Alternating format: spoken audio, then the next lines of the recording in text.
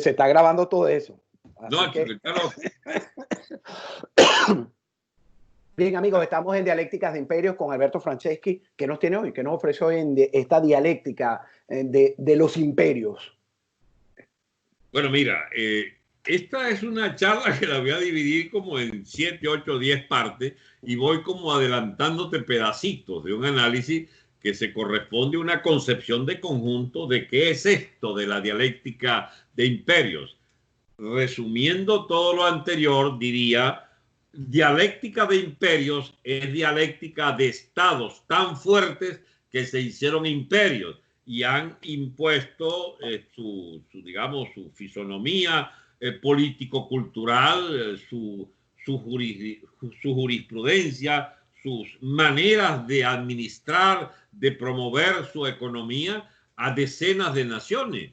Hubo imperio macedónico, hubo imperio romano, hubo imperio de Cartago, un imperio, ¿cómo se llama?, español, hubo un imperio inglés, hubo un imperio francés y hubo un imperio norteamericano, también un imperio soviético, está surgiendo un imperio chino después de que hace un par de milenios fueron también un imperio durante alguna etapa de no sé cuántas dinastías allí en el llamado Imperio del Medio. Hubo un imperio japonés. La vida de imperios es la vida del dominio de estados fuertes sobre regiones del planeta y que están en colisión permanente para hacer prevalecer sus intereses. La dialéctica de estados, es decir, la oposición, antagonismo, conflicto que anima a cada país defendiendo sus intereses, cuando son estados imperiales, entonces logran imponer su impronta en muchos países. Europa, por ejemplo, donde hubo un imperio inglés que está de capa caída, hubo un imperio francés que se derrumbó, un imperio holandés que se derrumbó, hubo un imperio alemán que trató en 2 guerras mundiales provocadas por ello incidir en la situación mundial para hacerse una especie de lugar privilegiado. No pudo. Había también, recuerden, el Imperio Otomano que dominó todo el Medio Oriente, etcétera. Bien. Pero hoy por hoy, ¿cuál es la herencia? Alemania vuelve a dominar a Europa, pero esta vez por las buenas. No es por la vía de los nazis, del guerrerismo, del superimperialismo alemán, nada por el estilo. Sin embargo, Europa es, siguiendo las enseñanzas del viejo sabio Gustavo Bueno, Europa es una biocenosis, es decir, una comunidad conflictiva de seres heterótrofos, es decir, de que se comen unos con otros. Europa es inviable como una unidad política y sobreviven allí intereses en medio de dialéctica de Estado que pueden pasar agachados en esto de la hegemonía alemana, pero que ya está agotándose y ustedes tienen gravísimos problemas de deuda, de economías que se hicieron inviables, de pasivos sociales, es un problema de la inmigración musulmana que va a plantear temas hasta de guerras civiles limitadas en más de una de estas naciones. Tienes la manipulación de conjunto de los llamados progres, de la corriente socialdemócrata, los Zapateros, los Rodríguez Zapatero, los Podemitas, los Sánchez de España, asociados a Maduro y a ¿cómo se llama? A Maduro y a los Castro y al Partido Demócrata en su ala socializante. Es decir, todo ese tinglado de fuerza está operando en la política mundial mucho más de lo que la gente cree.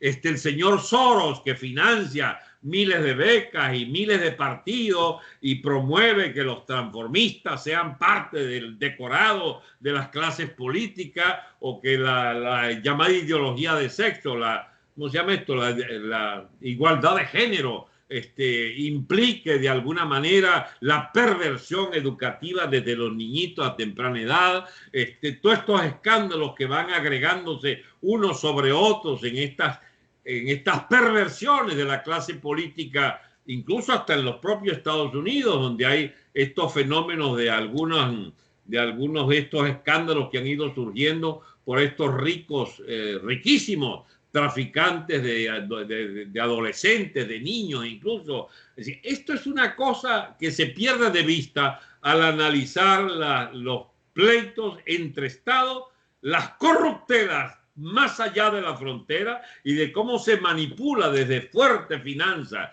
de la llamada élite mundial la propuesta del llamado globalismo que representó Obama tan fielmente, que quería la Clinton seguir hegemonizando y que ha interrumpido este hombre ¿cómo se llama? Trump, con una enorme capacidad de reordenar digamos, la rasca colectiva y proponer la pega, como decimos en Venezuela, y proponer que los intereses norteamericanos, si bien es cierto, hoy más que nunca los va a defender a rajatabla, sin embargo, debe hacer no concesiones, sino reubicaciones en el ajedrez mundial, de que no le interesa mantener un conflicto absolutamente artificial con Rusia, que pasó a considerarse un imperio de segunda, un imperio que tiene su interés, el imperio ruso, pero que habiéndose derrumbado la Unión Soviética, ellos juegan más bien un papel de defensa en su área de influencia inmediata. Por eso Putin se mete ahí en Siria, porque teme mucho una explosión de islamismo radical en sus países de frontera sur, que son parte de Rusia, incluso como fue en su momento los chechenos, etcétera, que le crean un grave problema de terrorismo interno. Es decir, hay la propuesta china es la del relevo histórico que se propone de desbancar tecnológicamente, comercialmente y financieramente a Estados Unidos. Los dejaron rodar mucho, pero es Trump el mismo que los detiene. No es irreversible el dominio de China sobre el mundo. Hay la tesis ya que empecé a estudiar de parte de gente muy estudiosa de Estados Unidos, que prevé que China no será la hegemónica del mundo entero, sino que China va a una fractura interior. Por ejemplo, mucha gente no sabe que China tiene serísimos problemas de naciones pegadas con mucha dificultad por producto de la represión y del totalitarismo interno del Partido Comunista. No pueden congeniar fácilmente para una vida armónica de una sociedad en progreso, precisamente por la existencia de una tiranía como la del Partido Comunista Chino. Entonces empiezan a aparecer en el mundo que frente al imperialismo americano, al imperio americano, que enarbola las banderas de la democracia, las banderas chinas que ocultan la fisonomía de su estado totalitario, sin embargo, se evidencian en la crisis de Hong Kong, por ejemplo, en la que China pretende masacrar la población de Hong Kong para imponerle la autoridad totalitaria del partido. Y que creo que es un quiebre importantísimo eso cuando usted habla del disgusto que tiene como sociedad y lo pegado, lo mal pegado que está, y va a ser un derrumbe que no le va a permitir conquistar ese sueño hegemónico mundial, ¿no? Así es. Y nosotros entonces, ¿qué papel jugamos en esto? Bueno, que nosotros tenemos que tomar partido, mis amigos. Nosotros no somos ni pro-rusos, ni pro-chinos, ni pro-iraníes, que Irán no es imperio, pero ahí quiere echar vaina por acá. Nosotros somos parte de un conjunto de naciones hispanoamericanas que se quedaron al garete desde hace 2 siglos cuando, por influencia inglesa, que financió o participó en la disgregación de las naciones iberoamericanas, o mejor dicho, de la gran nación española en este continente, y apoyado entonces la invasión de Napoleón Bonaparte allí a España, ese vacío de poder hizo estallar el imperio, que tenía un solo idioma, un solo mestizaje, una sola moneda para todo y éramos la zona más próspera del mundo. Bueno, Inglaterra se metió sus pezuñitas acá y logró armar no pocos tinglados que ahora es que vienen a revaluarse como un contrasentido histórico, porque acabamos con el imperio español y caímos presa de la anarquía y de la sumisión al imperio inglés. Salimos recientemente esa noche en pleno final del siglo XIX, inicios del XX, pero sin mucha suerte alguno. Sigue siendo repúblicas inviables. Nosotros, que habíamos sido viables desde Gómez hasta digamos que hasta Caldera, Chávez nos enterró en este pandemonium, y a aquí que ahora somos presa de la inviabilidad de Venezuela como república adscrita al fenómeno este macabro de la tiranía cubana y de las influencias chinas y de los residuos de las influencias rusas. Y por supuesto del guerrillerismo y del terrorismo del Medio Oriente y de la propia Colombia, que contagia de Venezuela no solo coronavirus para los dos, sino también de esas guerrillas de forajidos de la FARC y del ELN, que el Estado venezolano les pertenece en propiedad, les pertenece porque desde Venezuela se organiza la desestabilización de Colombia. Y entonces, ¿qué va a hacer Trump?